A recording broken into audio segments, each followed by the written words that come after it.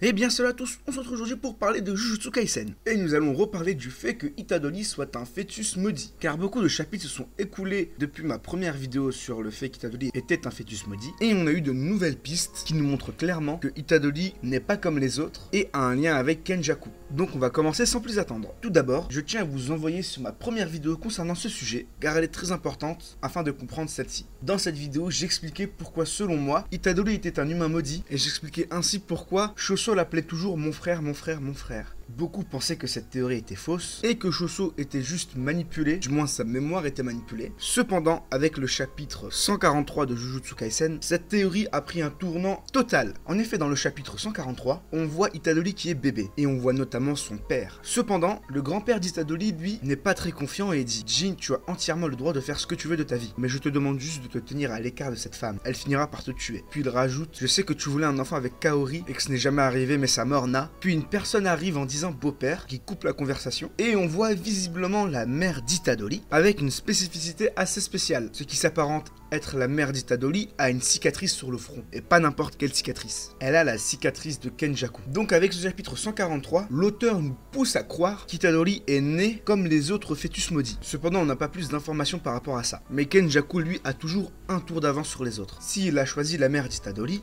ce n'est pas pour rien. On apprend que celle-ci est morte et que le père d'Itadori, dénommé Jin, n'a pas pu avoir d'enfant avec cette femme. Ce qui veut dire qu'Itadori n'est pas né comme un enfant normal. Ce qui veut dire qu'Itadori est plus ou moins né comme les 9 autres fœtus maudits, c'est-à-dire avec du sang d'humain et d'un esprit maudit. Esprit maudit ici qui est Kenjaku.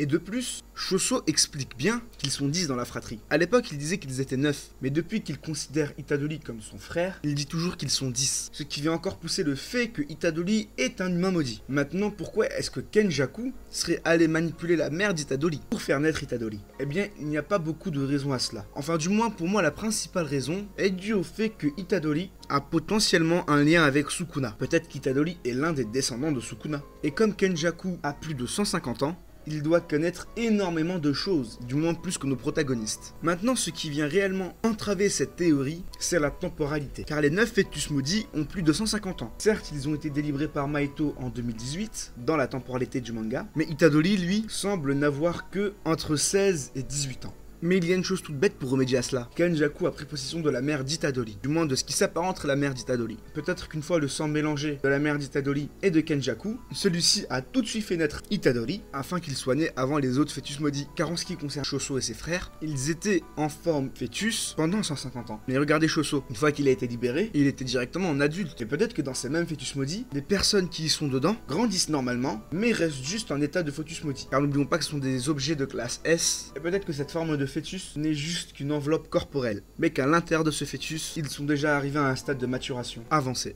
De plus, peut-être que si Kenjaku a choisi la mère d'Itadori, c'est justement pour faire avaler à Itadori le doigt de Sukuna. Ce ne serait pas étonnant que le fait que le doigt de Sukuna soit dans le lycée d'Itadori soit un plan de la part de Kenjaku, et qu'il avait prévu qu'Itadori mangerait tôt ou tard le doigt de Sukuna. Car encore une fois, Kenjaku a toujours un coup d'avance sur les autres et ne fait rien au hasard. Voilà en ce qui concerne cette vidéo. J'espère que cette vidéo vous a plu. Dites-moi ce que vous pensez de cette théorie dans les commentaires. Elle vient s'ajouter encore une fois à la première vidéo théorie sur le fait qu'Itadori est un fœtus maudit. Donc celle-ci est clairement complémentaire et je viens juste ajouter quelques pistes en plus pour confirmer cette théorie. Et si plus tard l'auteur de Jujutsu nous donne de plus en plus de pistes en rapport avec les fœtus maudits et Itadori, alors je referai des vidéos par rapport à ça. Donc vraiment je tiens réellement à vous faire comprendre que cette vidéo n'est qu'une vidéo complémentaire à la première, car celle-ci est beaucoup moins profonde que la première, à mon goût. Sur ce, je vous dis à la prochaine, bye bye.